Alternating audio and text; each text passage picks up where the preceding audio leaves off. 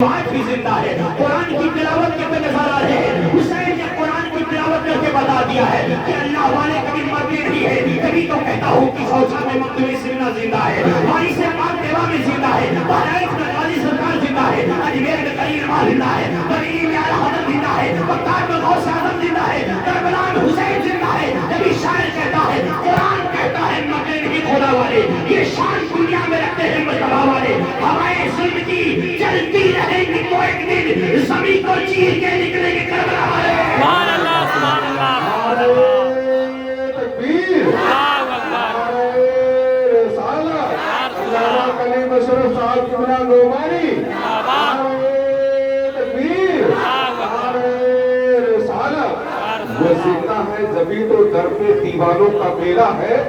بجھا دو شمع پھر بولو کی پروانوں کا میلہ ہے. سب اپنے در کے راجہ ہیں جو کاشا لے کے آئے ہیں.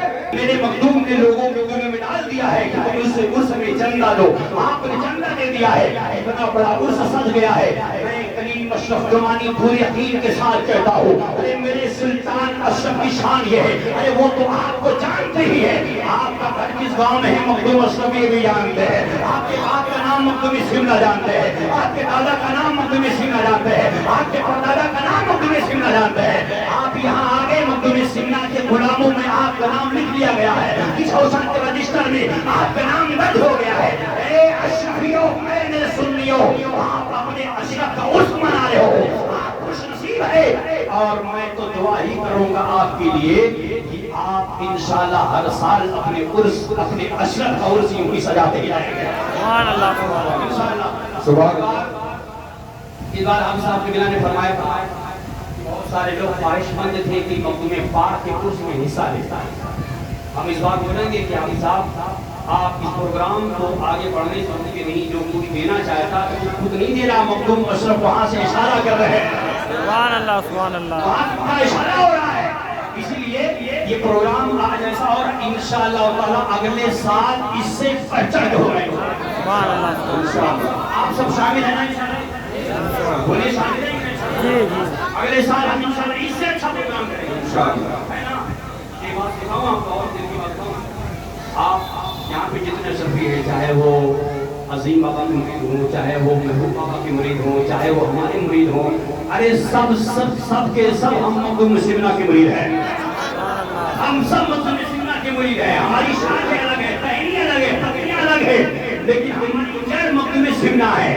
ہم سب ایک اشرف کے دیوانے ہیں, ایک مخدوم سمنا کے دیوانے ہیں. اس لیے آپ لوگ پوری تیاری کے ساتھ انشاءاللہ جس طرح سے عید کی نماز ادا کرنے جاتے ہیں, جب سرکار کا عرس آپ کے بدلا پور میں سجے, نہا دھو کر اور لوگوں کو دعوت دیجیے, آپ کے علاقے میں دعوت دیجیے. ہم لوگوں تک مخدوم سمنا کا پیغام پہنچانا چاہتے ہیں کہ مخدوم سمنا نے جو دین, جو اسلام, جو شریعت ہم تک پہنچائی ہے, ہم اپنے مصطفیٰ کی شریعت کو گھر گھر پہنچا کر ہم دنیا کو بتانا چاہتے ہیں کہ مخدوم سمنا ہمارے نبی کا جو دین لائے تھے وہ دین کیسا دین ہے, وہ اسلام کیسا اسلام ہے. ہم نے اسلام تو اپنایا, ہم مسلمان تو ہے, مگر ہمیں کیسا رہنا چاہیے ہمیں یہ نہیں پتا ہے, زندگی کیسی گزارنی چاہیے یہ نہیں پتا ہے. انشاءاللہ ہم اس پر روشنی ڈالیں گے. ہمیں چاہیے کہ ہم ہر سال اپنے اشرف کا عرس انشاءاللہ یہاں منعقد کریں انشاءاللہ. چلیے بات یہ ہے, ہم بات کر رہے تھے, آج ہم سب یہاں پر اہل بیت کی محبت بیٹھے ہیں اور امام حسین کی محبت بیٹھے ہیں. اہل بیت میں ایک نام ہے جن اس تعلیم کو فالو کرے اور ہم اس پہ عمل کریں اور لوگوں تک پہنچائے. میرے مخدوم کی بارگاہ میں جب آپ سمنان کے بادشاہ تھے, 10 سال تک وہاں پر حکومت کی, پھر اللہ تعالیٰ نے حضرت خضر ان کے پاس بھیجا, آپ جائیے اشرف سے کہیے اشرف یہ تخت و تاج چھوڑ کر جائے, دنیا میں اسلام کی تبلیغ کرے. تو میرے مخدوم نے کیا جواب دیا تھا کہ اپنی امی جان سے اجازت لے لو. پتا چلا اتنا بڑا ولی جو اپنی ماں سے اجازت کی بات کر رہا ہے, لیکن آج کا نوجوان کوئی بھی کام کرتا ہے تو اپنی ماں سے اجازت نہیں لیتا, اپنی باپ سے اجازت نہیں لیتا ہے. یہی وجہ ہے کہ جب 20 لاکھ کا بزنس کر دیتا ہے مگر 6 مہینے کے اندر سارا بزنس تباہ و برباد ہو جاتا ہے, کیونکہ تمہارے ساتھ تمہاری ماں کی دعا نہیں ہے. میرے مخدوم نے آپ کو پیغام دیا ہے, اگر بزنس میں کامیابی چاہتے ہو, اللہ کی راہ میں ترقی چاہتے ہو, اللہ کی راہ میں مقبولیت چاہتے ہو, تو اپنے ساتھ اپنی ماں کی دعا لے کے چلو. اگر تم نے اپنی ماں کی دعا لے لی ہے.